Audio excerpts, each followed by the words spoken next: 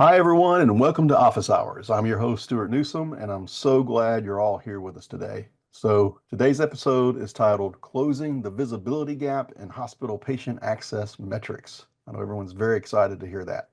And our guest is someone who brings a deep insight into this subject. So, Ramona Hernandez, Vice President of Revenue Cycle, Growth, and Strategy here at Infinix. She's worked with healthcare systems across the country to optimize operations, elevate access teams, and reduce preventable revenue leakage. Everybody knows Ramona. So how you doing, Ramona? So glad you're here with us today. Well, thanks for having me, Stuart. Oh, awesome, awesome. Yeah, I'm really excited to have you on board because I know you're going to add a lot of insights to today's discussion, which is what we'll do is we're going to explore why front-end revenue cycle performance is still a blind spot for many, many hospitals, Yeah. and how better visibility into prior auth, eligibility, registration, all that intake can dramatically reduce denials and delays on the back end. So before we dive in, just a quick reminder for everyone, if you've been on our office hours episodes before, we always have a Q&A session. This is a live session. So if you have any questions for Ramona, or me, please put it in the Q&A. And also, I like to hear comments. It doesn't have to be a question. It could just be a suggestion or a comment as well. So we'll save time at the end to answer as many as we possibly can. So, Ramona, you ready? I'm ready. Let's do it. Awesome, awesome. So, um, Ramona, you've worked with hospitals across the country. I think everyone knows that knows you. How do you think front end visibility continues to lag behind back end analytics in revenue cycle performance? Well, Stuart, most hospitals have mature revenue analytics focused on the AR collections, denials, but these are all post-claim events. The pre-claim phase of patient access is often handled manually or tracked through task completion, not performance metrics. EHRs are traditionally RCM platforms. They weren't built to measure registration accuracy, prior authorization cycle times, or even SLA adherence. So, Mhm, mhm. yeah, I mean, there's definitely lags and some gaps. Yeah, absolutely. So, So, and just kind of kind of bounce a comment off that. Do you think that's driven more from technology or culture, or maybe both? Because I know this has been an issue long before we had AI, long before we had automation. It seems to your point, analytics is so back end driven with RCM. It's almost like after the fact. So yeah. just, where do you think you contribute this more to? I think EHRs lack structured fields or automation for tracking prior authorization status, even registration errors. Health systems often conflate completion with efficiency, missing delays, rework, or variabilities.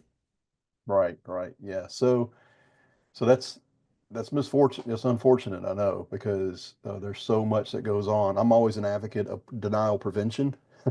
Kind of where in the workflow can we even prevent a denial from happening? And it just seems like the number one denial that we always see over and over again, it's at least in the top five, and I've been tracking that data for about 20 years now. Prior auth is always top of the pack.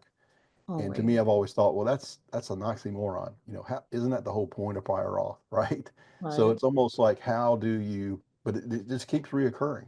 So I That's know right. we'll probably dive a little deeper, in some other questions, on that. But what what kind of downstream damage do you see when those front end issues like, auth delays or registration errors go unmeasured or unnoticed? Well, Stuart, when authorizations are delayed or incomplete, patients either reschedule their appointments. We don't want that. They cancel, which we absolutely don't want, or they receive services without coverage. So that causes a problem, resulting in revenue loss or write-offs. So registration errors, i.e., wrong payers, missing IDs, things like that, cascade into claim denials or rework. So we definitely don't want to see that, but that's what we see. So according to the AMA, 94% of the physicians say prior auth delays affect care. That's an issue, right? According to SSI Group, more than 32% of the denials trace to the front end access issues. That's an issue as well. So, um, you can't manage what that old saying, right? You can't manage what you can't measure. Right. So, Exactly. Exactly. You got to see where you are right. and then also set goals. It's like any KPI. This is where That's we right. want to be. And if you accomplish that and you move the needle, but then you have to uncover, what the problem is. Many times they don't have those analytics built into those front end systems. And to your point, most systems aren't designed to capture those analytics, much less capture the fields that feed those analytics. Right. So it is a technology issue, but also I think culturally, it's, the front end's kind of seen as oh, it's just intake. You just got to verify the insurance and get the patient scheduled. But prior auth has become so very complicated. I think it's intentional. That's just my opinion, that it's Mhm. intentional. But it does, bring a lot of issues. And so, um, how common is it for hospitals to not know their average prior auth turnaround time? That seems to be a metric that should fly off the charts. Are they even You, tracking prior yeah, auth turnaround time? you Or would even how you many would think auth so, requests are still open? right? You would think so, but turnaround times is one of the most important impactful metrics for patient access, but rarely tracked. So in a centralized way. So let's just be clear, in a centralized way. So many organizations rely on email, fax, or staff memory, which is scary, to follow up with, the payers. So without structured dashboards, backlogs and missed deadlines accumulate.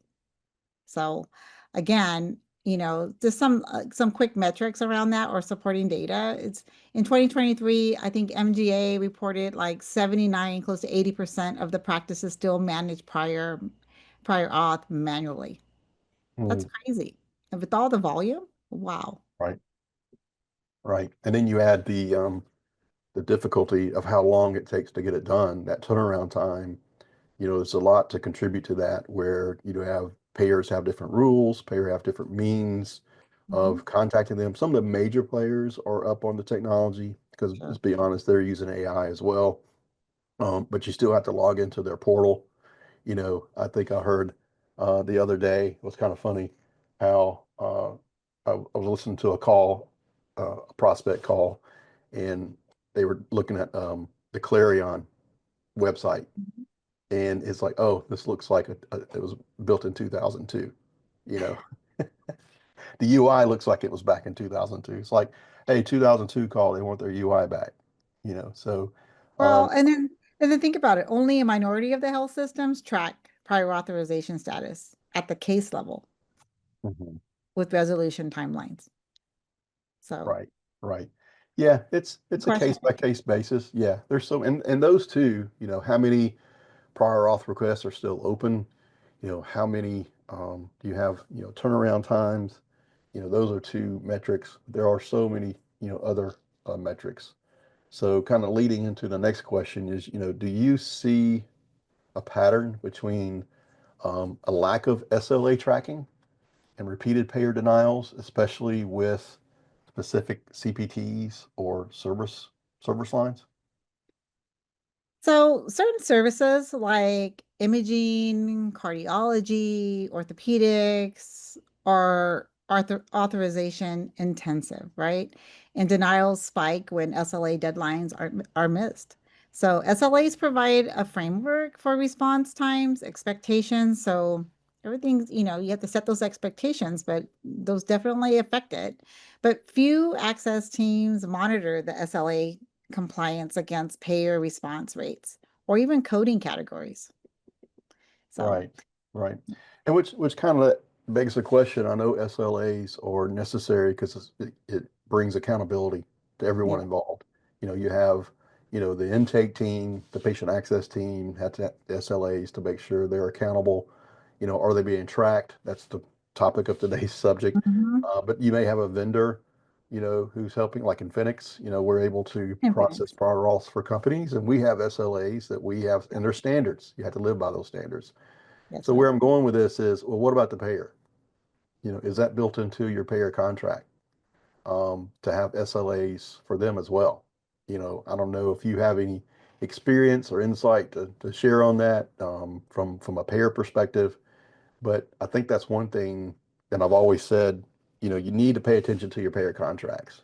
And you need to be able to negotiate that. And that could be one thing that says, hey, you have to have this prior auth, back to us, Hmm. approved, denied, whatever. We just need to understand what that Well, status is in a quick manner. yeah, but higher denial rates often concentrate in specific CPT codes with complex auth requirements. So understanding that and being able to take that back to your payers and say, "Hey, you agreed to this, and you're not adhering. Like we need to have a discussion." And so anyway, again, you can't manage what you can't measure. But without the Right. SLA dashboards, access teams can't triage tasks or escalate issues effectively. So, Right, right. And even how that helps on the back end, right. how the back end kind of, because I think, healthcare is, it has a propensity to be siloed. Even Mhm. within smaller practices, it can be siloed, Yeah. where it's not just a large health system issue, where you can understandably see where that's siloed. So yeah, a lot of, if there are metrics being applied, they're typically in that silo of the patient access team. And it's Mhm. not necessarily the back end that's paying attention to that. So I know there's recommendations that I've heard, going to some HFMA meetings, and very insightful that, hey, it's important to have monthly collaboration meetings between the front end and the back end so they Yes, can communicate with each other. And I'm sure you would second that, for I agree. sure. Yeah. Absolutely. Well, then there's, what front end mistakes do you see most often that originate from registration or eligibility verification? I mean, I know there's quite a few, but Mm, and why are they so hard to catch in real time? Just seems like that could be something they say, hey, you can't proceed. You need to correct this to yeah. prevent the denial down the road. Well, there's like outdated coverage, plan mismatches, demographic inconsistencies. They aren't visible until the claims fails, right? Mhm. So, because the EHR often lacks quality assurance flags for registration entries, these mistakes slip, through the cracks and in check too. So, it's a problem, definitely. Right, because I mean, you're at the mercy of the patient That's right. with their insurance information. And traditionally, it's like everyone gets this question when you go to the doctor: has your insurance changed? And the Mhm. patient may say no, but sure enough, it has. Especially if you have a dependent. My I think of my children, kids. yeah, They would know. my My kid, husband wouldn't know. yeah, they wouldn't know. Yeah. Hey, yeah, I got different insurance. They're like, wait a minute, an Right insurance on. failed. So that card, you need to throw that card away. Yeah. But yeah, you're at the mercy of the patient is kind of my point. And so, I know how intelligence can catch up, AI agents and whatnot can catch up. And, we have, an awesome payer mapping tool. Sometimes you just need name, social security number, and then we can find really great information that can prevent, even from an eligibility standpoint, because if you don't have the right insurance, it's definitely going to be denied, right? So it all begins there. Well, think about, I mean, SSI published something that said something like front end eligibility registrations errors, I think, account for nearly a third of the denials. Hmm. That's a lot, That's a lot. and then staff often verify eligibility after appointments are scheduled, or they just skip it when volumes spike. So that's an issue too. Yeah, yeah, yeah. Or you just go, just check box. Hmm. You gotta make it easy for the patient, and you also have to make it some options for the patient, to give you that information, in a great way. I know there's the old-fashioned clipboard. Then there was, I believe, about 10, 15 years ago, they came out with this kiosk where you walked in, the patient put in information there. Now you can even do it online before you even go in, as a patient. So those tools are very, very handy. But I know in today's day and age, even like I mentioned earlier, the tool that we have with intelligent payer mapping, we're able to identify, even for secondary insurance, Mhm. is there other, it's not just the primary insurance. Yeah, As a that, safety right. net Yeah, measure, right? It's a yeah, safety net measure. Let's make sure we're capturing those. Yeah. yeah, exactly, exactly. So here's the kind of where the rubber meets the road is, it goes back to kind of the silos I was talking about, but how can access leaders use metrics to not only spot problems, but also advocate for better tools, staffing, or training? Well, anecdotes often dismiss, what data drives action. But when leaders bring dashboards showing their missed SLAs or rising denial rates, it strengthens the case that for investment in automation or FTEs or process improvement. So that's some power.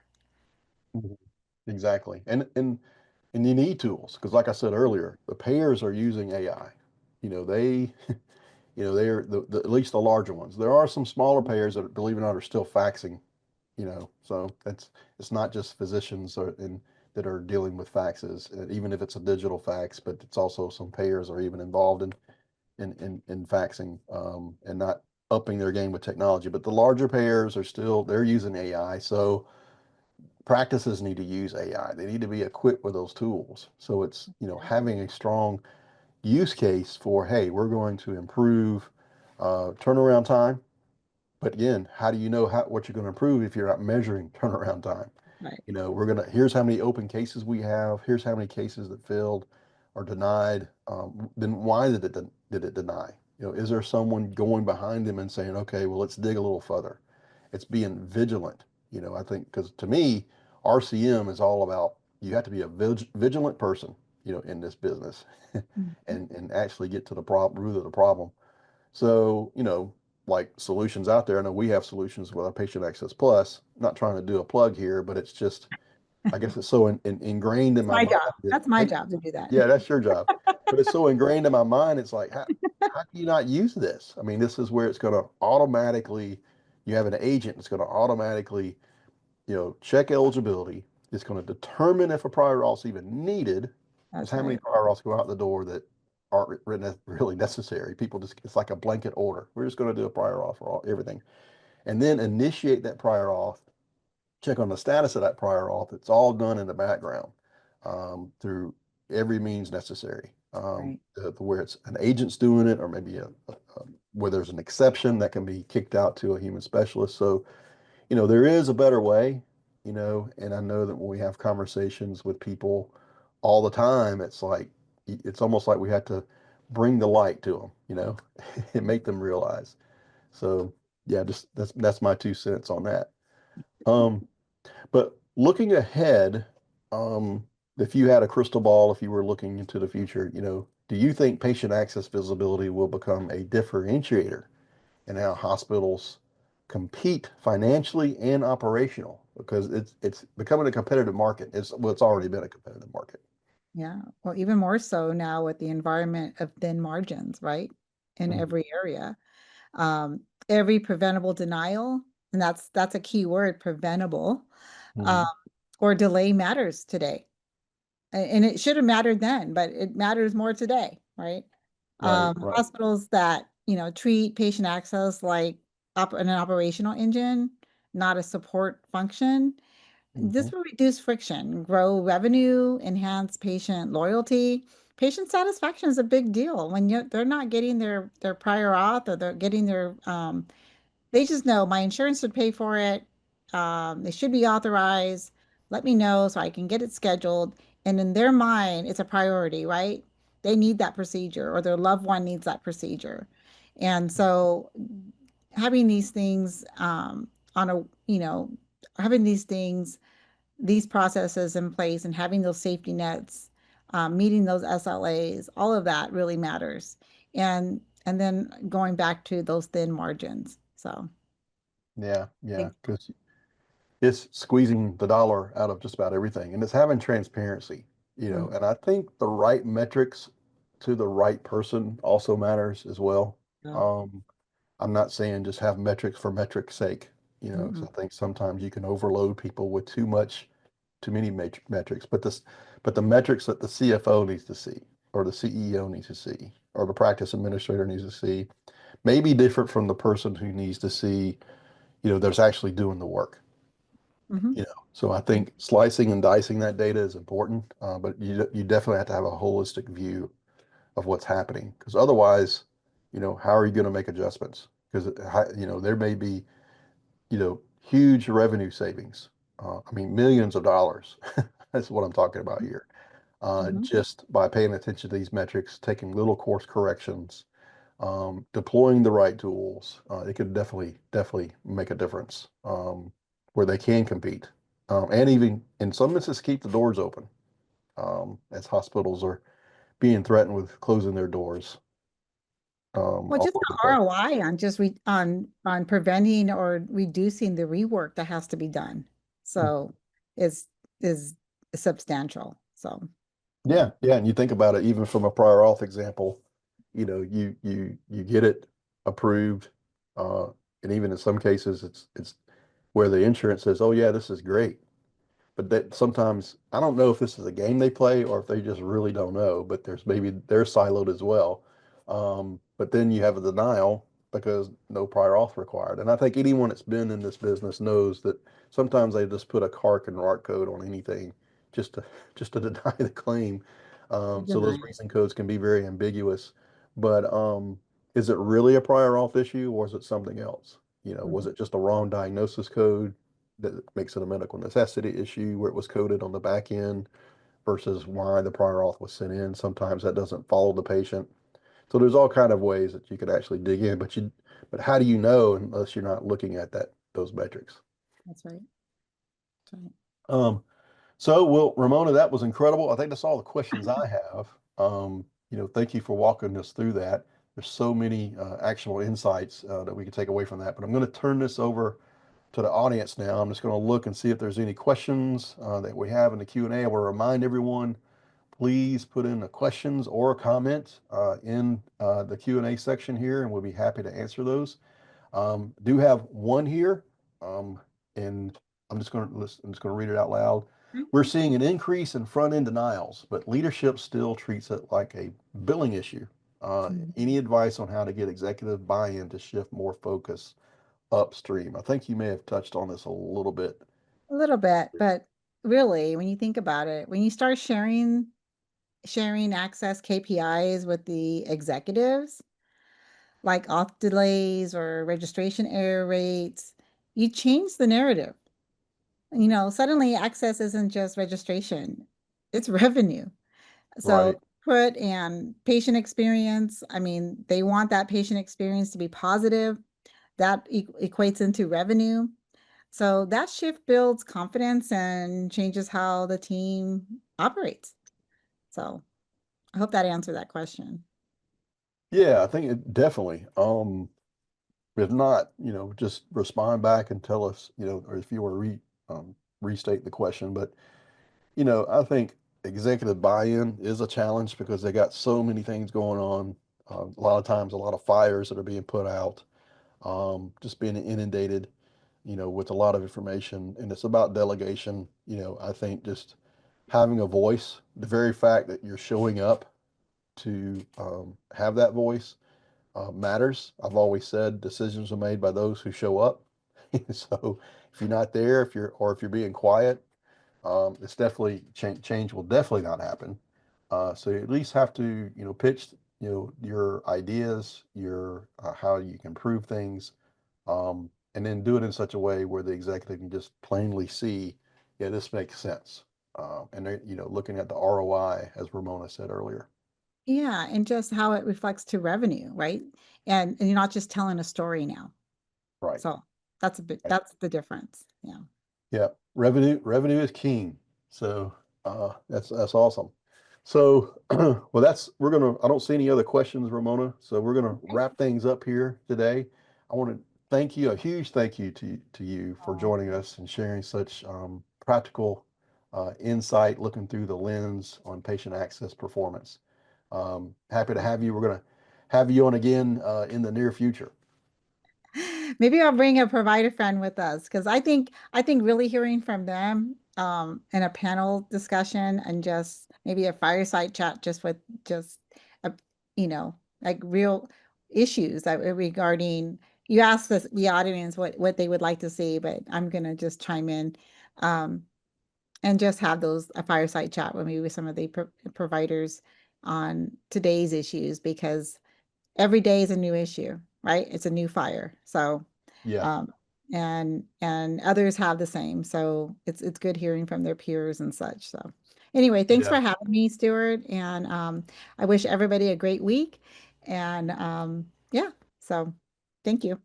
Yeah, that awesome, awesome. So, just to everyone else, if you're in a system where you think your front end metrics are solid, but you've never seen a dashboard or auth turnaround or registration accuracy in your life, this is your sign to start digging. So you can reach out to us here in Phoenix. You can call Ramona.